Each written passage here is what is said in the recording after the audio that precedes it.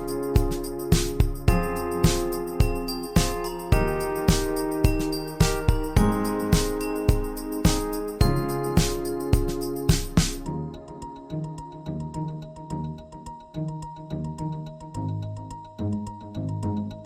this is Everyday Expertise, and I'm Angela, and I'm here today with podcaster Amy Frost and author J.F. Dubeau, the team behind the upcoming storytelling podcast, Achewillow.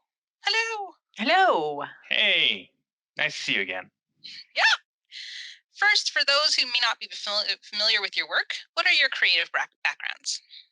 Go ahead. You can go. Technically I'm a creative professional in the sense that I used to work as a graphic designer, and now I do marketing direction, I guess. As far as my writing credentials, I am a published author. I published a sci-fi novel on which I cut my teeth, and then I switched to horror, and that seems to be catching on more. So I'm kind of leaning into the horror thing because it's a lot of fun to write. I've also discovered that part of my audience is young adult, and as far as audiences go, they're the best. They're enthusiastic, they're intelligent, they're fun. So not to put down the adults, but they're kind of cool. So I'm really leaning into that. So horror, young adult. Cool. So I do a little bit of everything. I do sculpture and costumes and paint little toy soldiers. And I podcast. I was a contestant on season 1 of America's Next Top Podcaster, for which I took top honors. And so here we are. How did you meet and begin collaborating? Oh, you take that one. Want me to tell it? All right. Yeah, you go so ahead. Once upon a time, so one of the things that I do not do is draw or do a whole lot of design work. And so I had a project in which I had an idea and not the skills to execute it. So I put out a post in a group that we were both in saying, "Hey, I need help with this thing." And he was like, "Yeah, I can do that in like 5 minutes. Sure." And that's how we met. So we've sort of collaborated from the very beginning. So what is Achewillow? Achewillow is somewhere between an audiobook and a radio drama. And it's the story of a young girl, Miriam, who has a plan and a track, and her life is on it, and then everything comes crumbling down. And she's got to pick up the pieces, and she doesn't really know how until a mysterious package arrives in the mail. I don't want to give away too much. I'm like skirting the borders. That's fair. It's tough because we don't want to give away episode 1, which introduces the series, but at the same time, we want to give enough that people understand what they're kind of getting into. I know, spoilers difficult. So from a thematic point, I would say Achewillow is I like to call it a cozy horror story. Like horror not meant to necessarily scare, more of a adult paranormal adventure. Sounds about right. How did you guys come up with the project? This one's all you. Go ahead. There's two things. Amy and I have been working on various creative projects for a while. One of the longest running creative project that we've had going is a podcast regarding the computer game Overwatch that we've been doing for 4 years. Yeah. We're kind of on hiatus, but we're going to get back into it. And when Amy did America's Next Top Podcaster, I quickly discovered that she had been holding out on me as far as her voice talent and ability to just do quality podcasting and editing. And not necessarily hold out on me. It's like, oh, she can do a little more than I thought she would. More in the sense that, oh, this is like a whole new dimension of podcasting. And I've had for a very long time the idea that I wanted to my output for writing and storytelling is a lot higher than my publishing capabilities.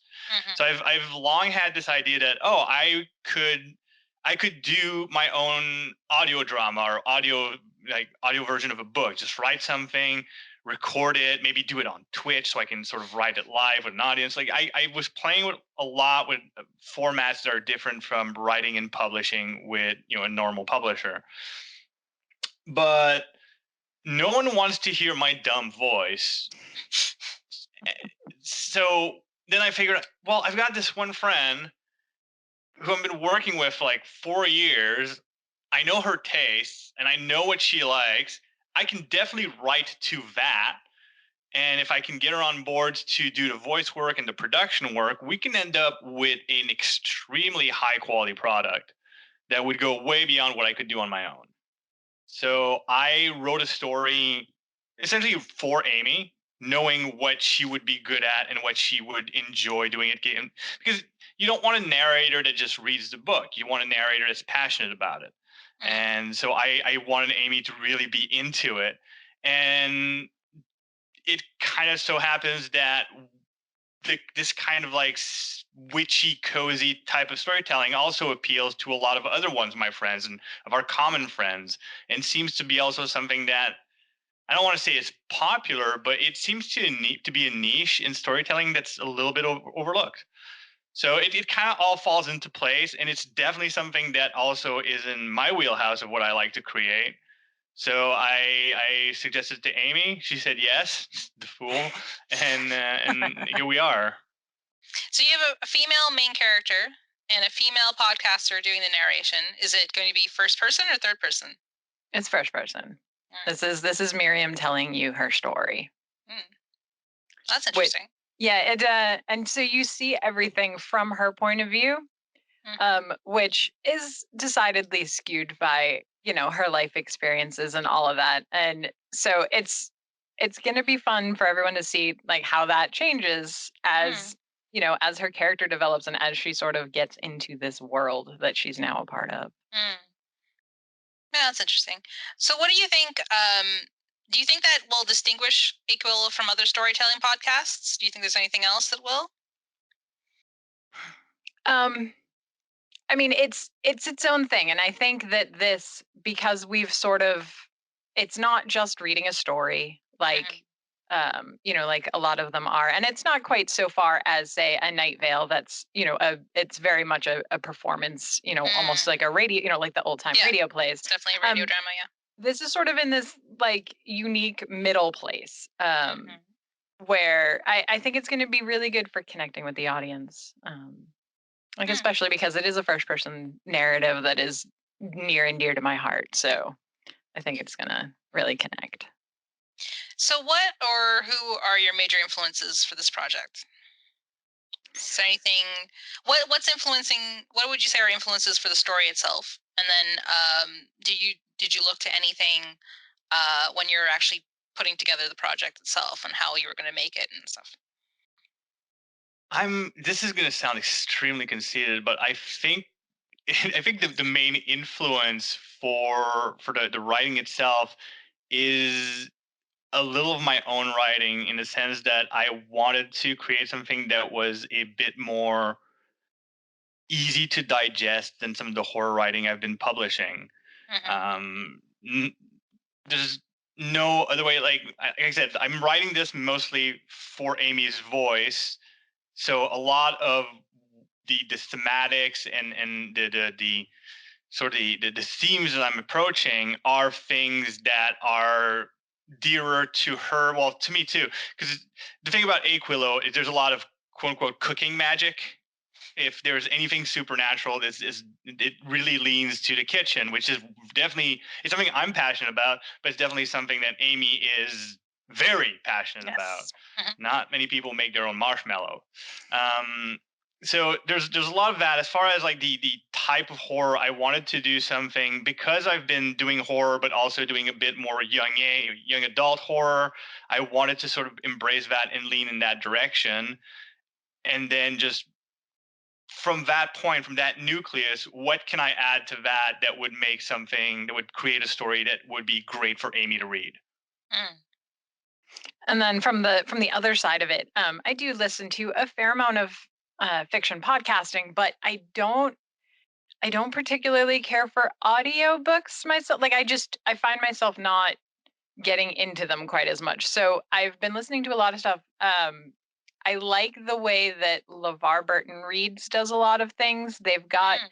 some of that Foley work and some background music and things like that. Like it's a nice balance to it. So that's been a pretty good influence. And then as far as building and character, I mean, I've been listening to Welcome to Night Vale from the beginning, and especially over the last couple of years, that show really went from, gee, all of this stuff is really weird and isn't that quirky, to, oh, this all has reason behind it. And there's this giant, overarching world that goes to it that you don't necessarily see in that very beginning. So that sort of making sure that those threads hang in there, like that's definitely something that I pulled from there.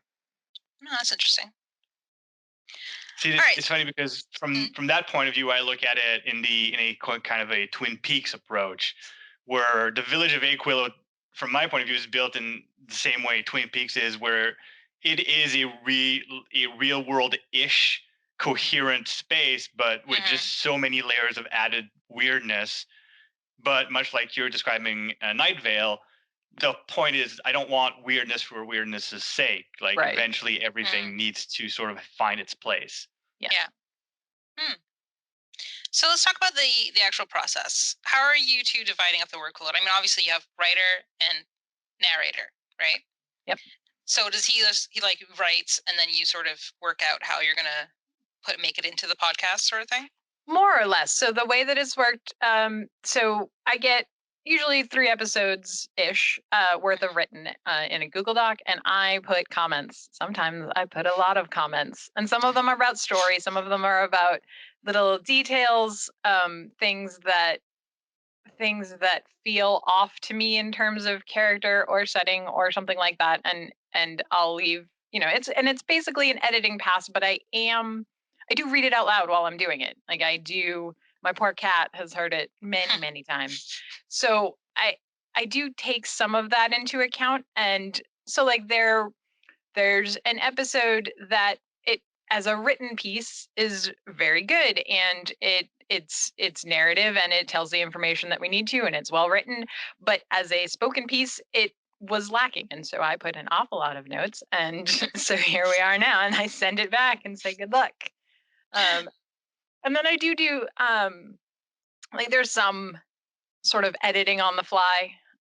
Mostly that's word choice, because it is more conversational. It's less reading a story, and it's Miriam talking to you, without sort of the framework of actually talking to you. But so sometimes word choice or things like that will get sort of done on the fly, as I go, or if it sounds weird, doesn't flow quite right. So do you have a bunch of episodes recorded already? We're getting there. We're getting there. It's a process. Yeah. You guys are actually you're in different cities, right? Yep. So I'm how do you balance the everything. Is there like a delay sometimes? not really. I mean, the internet is beautiful that way. And we're both on the East Coast, so we don't have that. Like, it's not like I'm getting up in the morning and I'm like, oh, it's 9 a.m. Let me just wait 3 hours until he shows up so that I can tell him everything that he did wrong. And the thing is, I'm not involved in the recording at all, so we don't have to worry about sound delays or anything like that. Right. I supply Amy with the written things. She gives me comments. I correct them, send them back, and eventually the recording gets done all as well. But we don't have to worry about any of the technicalities of how Skype or Hangouts or any other communication systems are going to betray us. Well, that's good. That's helpful. So all you have to do is you just make sure you get the writing to her by a certain deadline, I guess. Do you have deadlines? We don't, but we should. I mean, we definitely should. We're gonna be fine, but as we get more serious into this, and as time gets more crunchy in the next couple of months, we're probably going to have to be a bit more on the ball than we are right now. Yeah, it's all fine now that we don't have a release schedule, and we don't have, we need an episode out next week, and we don't have one yet, so we're not there. So that's good. Call that. Yeah, but I don't want us to get there. So No. So right now we're winging it, but we're both fairly professional in we both Amy's a store manager. I'm a marketing director. We're both very comfortable with the idea of deadlines and strict rules to follow to make sure that we meet those deadlines. So we know how to we know what that when crunch time happens, Mm. we'll crunch it. Yeah. How often are you planning to release episodes? I don't remember what we finally settled on. Oh, we settled on 1 week. Is it weekly? Yeah, it's Okay. 1 week. Yeah. So it's they're half-hour episodes once a week, Mm-hmm. and starting in late October. Cool. So, what's something you wish you'd known about making a project like this one before you began? Anything surprised you yet? Oh. I don't know that it has yet. I mean, it could, because I don't have all the episodes yet. So there is a chance that this could all go in a direction. Because that is the one thing that we've sort of done, is that I don't know the entire arc of the story yet, which actually, like, I'm fine with that. Because it makes these early episodes genuine, because I don't know where the story's going to go. So I know what Miriam knows and tell the story as such. Um, and I think that's good. That's a good way to do it, Mm. for us at least. I think it's a lot of it's when you get down to all of the stuff that you don't think about, like music and, like, all right, well, we need to put in credits. So where are those going to go and what are they going to sound like? And, oh, I'm going to a podcasting thing and I need a business card. So what's my title? And, I mean, it's like all of this little stuff that you don't even think about until you need it, and you need it yesterday. And, Mm-hmm. and so you kind of have to wing it. It's fine. We knew what we were getting into, though, because Mm-hmm. again, I don't think Amy would have the confidence to let me write out episodes without giving her. And I mean, you say you don't know the entire arc, but we've gone over the general story. You know all the antagonists and all the stakes Sure. and everything going in. You just don't have all the nitty gritty details quite yet. So, like, when we one way we describe the podcast is that it's a story about coffee, bakery, magic, and demons. And I mean, you know what we mean. You know what I mean by when I talk about the magic and demons. But it's the other details. But if we didn't have already like this 4-year background of podcasting and 5-year friendship to rely on, I don't think you'd trust me to just say, "Nah, I'll take care of everything. Don't worry No, about the no, story." probably not. Well, it's kind of like she's an actress in a show, right? Where they give her just enough to play her character, but not really Right. tell her everything. Right. Right? It's Yeah, definitely that's more exactly like it. it's definitely more like TV than a movie. Yeah, Yeah. like I didn't read the end, so we're just going with it. But yeah, no, I mean, we've been collaborating on a million things for years. So we know how each other works and things like that. So that makes a lot of that stuff that could be like, oh, this is a surprise. I Mm. didn't expect this. It just goes a lot smoother. So, yeah, I mean, like, in terms of challenges you may have encountered so far, what would you say, if any? Um it's The it's a poem. lot of work. Oh, the poem is the one thing that we have even remotely, but well, there's a couple other little things, but that's the one thing that we've sort of butted heads on Mhm. at all in this project. So we, on our social media pages, we're releasing teases before we announced what Achewillow actually was. Mhm. And one of the things that we posted was a poem about the Achewillow. And he and I, it turns out, for the first time in probably forever, had very different visions of what that was going to be. And I finally just had to concede and say, please just do your thing, because I am not going to make you understand what I'm thinking about. And so let's just go with it and get this done. I did. I Which did is fine. finally. I finally did get it. Just after all our deadlines for that particular tease Yeah. were passed, Mhm. and I feel that there's room for what you want to do and what I want to do, but Yes. I'm happy that what I wanted to do happened in the tease, and what you've got in mind can end up more into the story. True. Mhm. True. So, was that basically how you guys deal with these challenges when they come up? You discuss them and sort of come to a compromise. Yeah. I mean, Yeah. it's we've known each other for 5 years. We talk every single day. So we have that, like we do, like you said, we have this basis of trust. Like we both know what we're capable of, and we both know how talented the other one is, even if we Mhm. might not believe it ourselves. So, like if he's going to make a decision about something, I'm going to trust him on it. And he's going to trust me that if I really disagree with it, I'm going to tell him, and then we can have a conversation about it. Mm. So, I mean, it's right. That's the sort of the key to any collaboration is communication and trust, and that we've got no problem. So anything that comes up, we can kind of deal with. That's awesome. Yeah.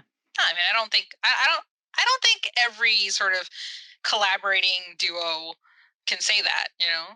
But No. people who really sort of have been collaborating for a while and trust each other, that's Yeah. usually what they would say to that question, I Yeah. think. Yeah. Yeah. That's pretty cool. So what's something that excites you about making this? What's the thing that excites you the most?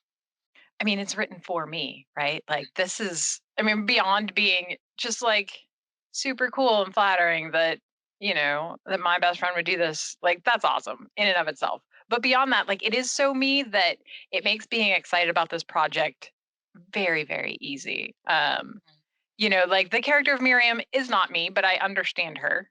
And she's got a lot of the same interests and things like that.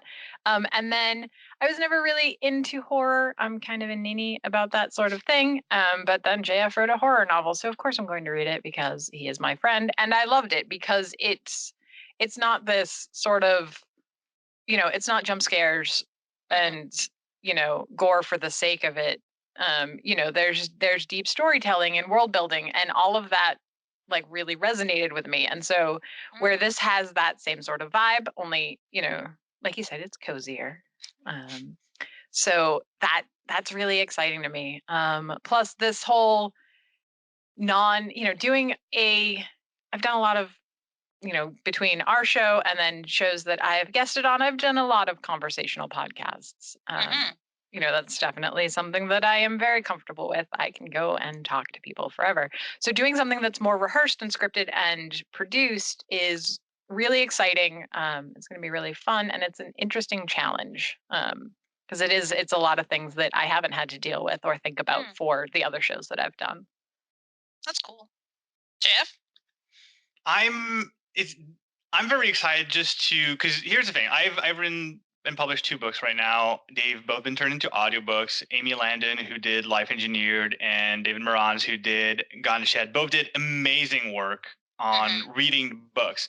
But like Amy said, they're reading the books. It's an audio reading of what's in the book. There's very little. I mean, there's always a bit of acting when doing this kind of work, but it's never as involved. And it's also not. These are not books that I ever wrote thinking this has got to sound good as audio. Mm. Meanwhile, this project, Aquillo, is something that I know is going to be not necessarily an audio drama, but is going to be a little more emotional because it's written from the first person perspective, and it's Mhm. written to someone who will translate the character in a way that I trust will be exciting and go far beyond what I've put on the page. So what excites me the most about this is, as much as I usually hate hearing my own words read back to me, is listening to the story of this character, but going through this extra filter of Amy reading it. So I'm very much looking forward to that. I've already heard what Amy is capable of on America's Next Top Podcaster competition. So seeing what she can do with material that I've given her and just enhancing it to that level is going to be super exciting. That's cool. All right. So how will people be able to access Aquillow? How are So we it releasing it? it will be available anywhere where podcasts are available. Mhm. It will, as far as I know right now, I believe it's going to live on SoundCloud. But Mhm. you'll be able to get it on iTunes or Stitcher or any of those other podcatcher apps. Mhm. Yeah, it's going to be easy to find. And how can people find out more about it? Go ahead. I don't know the best way anymore. The best two ways is if you want the news as it's coming out for Achewillow, our biggest source is through the Facebook page, which is it's facebook.com/Achewillow. We're also on Twitter and on Instagram, but we've also got a website, achewillow.com, that if you go there is a link that will take you to a QA we did with our community. We collected a bunch of questions from the community, seeing what they wanted to know, what they were curious about, tried to answer those as best as possible. And you can listen to that on achewillow.com. Awesome. And we'll have links to all of this in the description of the video below. Well, thank you very much, Amy, JF. Thank you, everybody, for watching. This has been Everyday Expertise. Bye. Thanks for watching. We hope you enjoyed this interview. Be sure to share this video with friends and colleagues who may also enjoy this topic. Let us know your thoughts by leaving a comment below, or check the description for our social media. See you next time.